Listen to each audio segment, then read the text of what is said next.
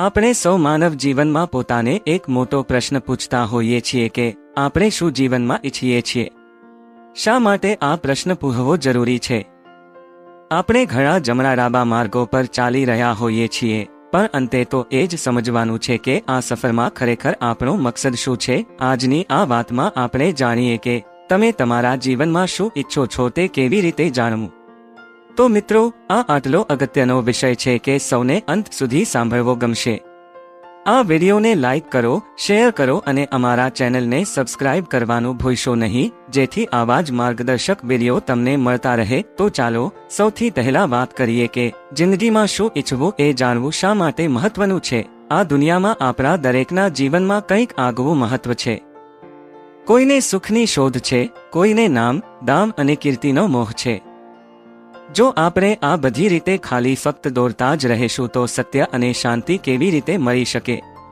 ચાલો આવો જાણીએ કે કઈ રીતે તમે તમારા જીવનમાં સાચા મકસદને ઓળખી શકો છો. સ્ટેપ 1, ઘેરો ચિંતન કરો. તમારા જીવનમાં શું ઈચ્છો છો તે જાણવા માટે સૌથી પહેલા તમારા મનમાં ઊંડા વિચારોને જગાવો. દરરોજ 10 થી 15 મિનિટ માટે તરવરાટ વાળો અને તણાવથી મુક્ત સમય કાઢો અને વિચાર કરો કે મારા માટે શું મહત્વનું છે. મારા જીવનમાં કઈ વસ્તુ મને શાંતિ અને સંતોષ આપે છે? તમે આ પ્રશ્નોનો જવાબ શોધવા માટે તમે તમારી અંદરની અવાજ સાંભળવાનો પ્રયાસ કરો. સ્ટેપ 2, તમારી આજ સુધીની સફર પર નજર કરો. તમારા ભૂતકાળના અનુભવો અને ઘટનાઓને ભેગા કરીને જુઓ. જે ઘટનાઓ અને અનુભવો તમને જ્યાદા ખુશી અને સંતોષ આપતા હતા તેમને યાદ કરો. આ ચિંતનથી તમે સમજશો કે કઈ વસ્તુઓ તમને સાચો સંતોષ આપે છે અને કઈ વસ્તુઓ તમને ખરેખર ગમે છે.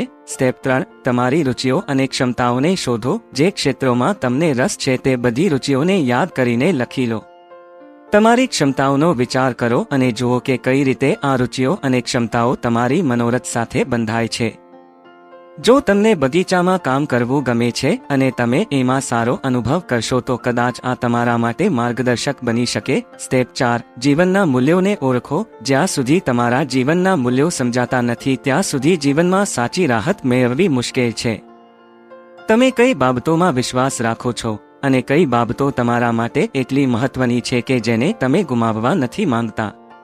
તમારા મૂલ્યો સાથે સુમેળમાં જીવવું એક મહત્વનું પગલું છે. સ્ટેપ 5, હાજરી કરો અને પ્રાથમિકતા નક્કી કરો. તમારી લિસ્ટમાં જો ઘણી બધી ઈચ્છાઓ હોય તો દરેક ઈચ્છાને તાકાત, સમય અને શક્યતાને આધારે હાટણી કરો.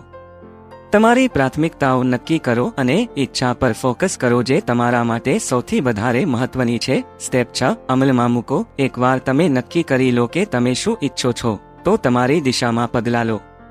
એકાગ્રતા સાથે નક્કી કરો કે કઈ રીતે તમે આ ઈચ્છા તરફ આગળ વધશો.